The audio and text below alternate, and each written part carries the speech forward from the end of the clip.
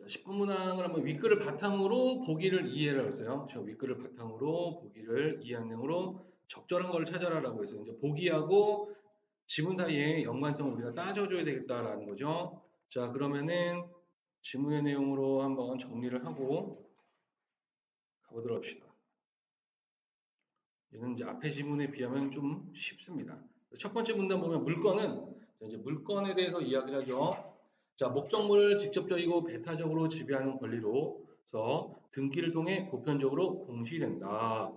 자, 그래서 이제 물건은 자기가 직접 그다음 배타적으로 지배하는 거고요. 등기를 해야 돼. 자, 그래서 따라서 물건의 침해가 발생한 경우 침해자가 누구이든 권리구제를 청구할 수 있다. 그래서 침해가 발생을 하게 되면 누구이든 간에 상관없이 그 구제를 청구할 수 있다는 거예요.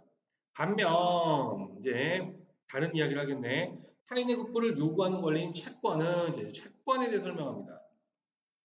채권자와 채무자 양 당사자 사이에서만 발생하는 권리이므로 그에 대한 침해는 채무자에 의해 이루어지는 것이 일반적이고 이는 채무 불이행의 문제로 다루어진다. 자, 그래서 지금 여기서 물건은 누구든지 그러니까 누구 아무나 침해를 할 수가 있고 그러면은 이제 구제를 청구할 수 있지만 여기서는 이 침해는 채무자에 의해서 이루어집니다. 그래서 채무 불이행의 문제로 달라진다는 거죠. 따라서 채권에 대한 침해가 채권관계 외부에 있는 제3자에 의해 이루어진 경우 제3자를 상대로 권리구제를 청구할 수 있는가라는 문제가 제기된다. 자, 그래서 지금 제3자 그 침해가 제3자에 의해 이루어졌다면 이 제3자를 상대로 권리의 구제를 청구할 수 있는가라는 것이 문제가 된다는 거예요. 자, 두 번째 문단으로 가서 제3자가 물건을 침해한 경우 물권자는 이에 배제를 청구할 수 있는 물권적 청구권을 갖는다. 자, 여기서 이제 물건을 침해한 거예요. 제3자가 물건.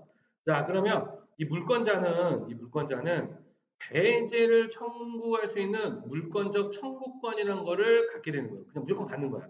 우리 민법은 1차적으로 반환 청구권, 방해 배제 청구권, 방해 예방 청구권 같은 직접적 구제 수단을 인정하고 있다. 그래서 민법에서는 이런 직접적 구제 수단을 인정하고 있다는 거죠. 더불어 2차적으로 침해 행위가 불법 행위의 요건을 갖추면 손해배상을 청구할 수 있도록 하고 있다. 그래서 2차적으로 침해가 나타났을 때 불법 행위의 요건이 되면 손해배상 청구를 할 수 있다는 거야. 자, 이에 비해 채권에 관해서는 자, 여기서 이제 채권에 대한 겁니다. 자, 직접적 구제 수단이 규정되어 있지 않고 직접적 구제 수단은 규정되어 있지 않고 원칙적으로는 채권자가 침해자인 제3자를 상대로 불법 행위를 이유로 손해배상을 청구할 수 있을 뿐이다. 그래서 이 제3자, 침해자인 제3자를 손해배상 청구만 가능하대요. 그래서 두 번째 문단은 물권과 채권의 차이점을 설명을 했어요. 자, 이제 세 번째 문단으로 가서 자, 불법행위 요건에서 중요한 것은 우선 고의 및 과실 여부이다 해서 불법행위 요건에 대해 설명합니다. 불법행위 요건에서 고의와 과실에 대해서. 채권은 공시되지 않는 것이 일반적이므로 제3자가 그 채권의 존재를 알지 못한다고 해서 과실이 있다고 할 수 없다. 채권 계약은 계약자의 원리하에 이루어지므로 고의도 기존 채권의 존재를 인지한 것만으로는 부족하고 제3자가 채무자와 적극 공모하거나 채권 침해를 적극적으로 의역한 경우로 제한하고 있다. 자, 그래서 지금 여기서 보면 이 채권이라는 것은 공시되지 않아요. 자, 그러니까 존재 제3자가 채권의 존재를 알지 못했다고 해서 과실이 있다고 할 수가 없다는 거야. 자, 그래서 그 채권의 존재, 기존 채권의 존재를 인지한 것만으로는 부족하고 제3자 채무자 적극 공모하거나 아니면 채권이 적극적으로 의역한 경우로 제한한다는 거지. 자, 결국에는 적극 공모하거나 적극적으로 의역을 해야 된다는 거죠. 자, 그 다음으로 중요한 요건으로 위법성이 있다. 이제 위법성에 대해서 이야기합니다. 채권에는 배타성이 없기 때문에 예를 들어 제3자가 채무자에게 영향을 미쳐 채권자의 계약을 파기하도록 유도하는 행위도 계약자의 원리에 비추어 합법적으로 이루어졌다면 위법하다고 할 수 없다. 자, 그래서 지금 배타성이 없어요. 그래서 예를 들어서 제3자가 채무자에게 영향을 미쳐. 그래서 계약을 파기하도록 유도해. 그러면 이것이 합법적으로 이루어졌다면 위법하다고 할 수가 없다는 거예요. 위법이 아니다.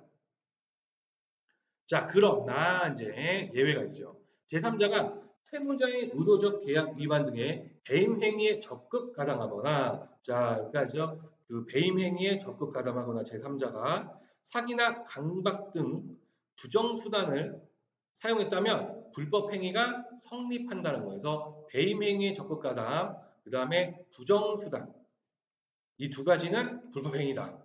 자, 그래서 세 번째 문단에서 불법행위 요건, 첫 번째 고의 및 과실 여부 이렇게 했는데, 채권은 과실을 잡을 수가 없다는 거예요. 왜냐하면 공시되지 않았기 때문에 알 수가 없어서.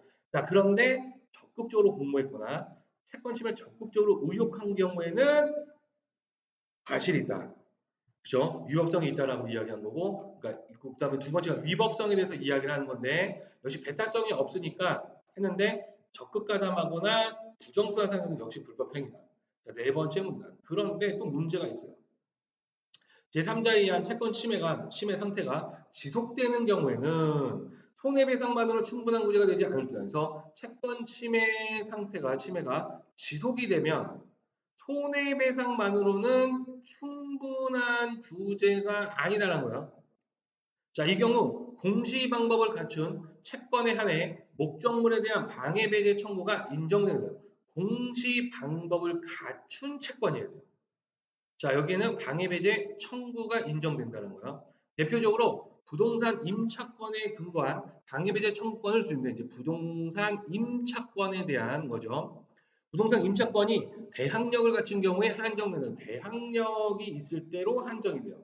자, 대항력이랑 임차인이 제3자에게 임대차의 내용을 주장할 수 있는 법률상의 힘으로 임차인이 주택에 입주하여 주택의 인도가 이루어지고 전입신고도 하여 주민등록을 마친 경우 그 다음날부터 발생한다. 자, 그래서 주택의 인도가 이루어지고요. 전입신고를 해서 그 마치면은 그 다음날부터 대항력이 발생한다. 이때에도 방해 배제 및 방해 예방이 하나고 방해 배제 및 방해 예방에 한정을 주는 거예요. 목적물 반환 청구는 인정되지 않는다라고 이야기했습니다. 그래서 이건 임차권이기 때문에 그렇죠. 자, 이렇게 해서 지문의 내용을 10번 문항으로 한번 가보면, 자, 적절한 걸 골라라라고 이야기를 했어요. 자, 갑과 을은 을 소유의 주택에 갑이 2억 원의 보증금을 지급하고 2년간 전세로 거주하는 것을 내용으로 하는 부동산 임대차 계약을 2020년 3월 10일에 체결하였다. 자, 그래서 지금 보면 이 갑이 2억 원의 보증금을 지급을 했고요. 2년간 전세로 하는 것을 이제 부동산 임대차 계약을 맺었는데 2020년 3월 10일이에요. 자, 계약 체결과 동시에 갑은 전입신고를 합니다. 동시에 전입신고를 했어요. 주택에 거주하던 기존 임차인인 병의 편의를 위해 열흘 후에 입주하기로 했다. 그래서 열흘 후에 입주한다고 했어요. 2020년 3월 12일 이틀 후네요. 을은 정과 해당 주택에 대해 같은 내용의 전세 계약을 체결합니다. 이거 우리 나쁜 새끼네 이거 그렇죠? 자, 그래서 정이라는 인물과 같은 내용의 전세 계약을 체결했고 정은 즉시 전입 신고를 하였다. 3월 17일 병이 집을 구자 이 정은 자신이 갑에 앞서 입주할 것을 을에게 요청하여 을의 승인을 얻고 3월 17일 입주해 버립니다. 자, 그래서 지금 보면은 갑은 열흘 후니까 20일, 그렇죠? 20일에 입주하려고 했고 얘는 17일에 입주를 했고 즉시 전입 신고해 버렸어요. 그러면 정이 우선권을 가져버리네. 대항력을 가져버렸죠. 그렇죠? 아까 우리가 그 대항력 즉 뭐야 몇 번째 문단이요? 네 번째 문단이죠? 네 번째 문단의 여섯째 줄부터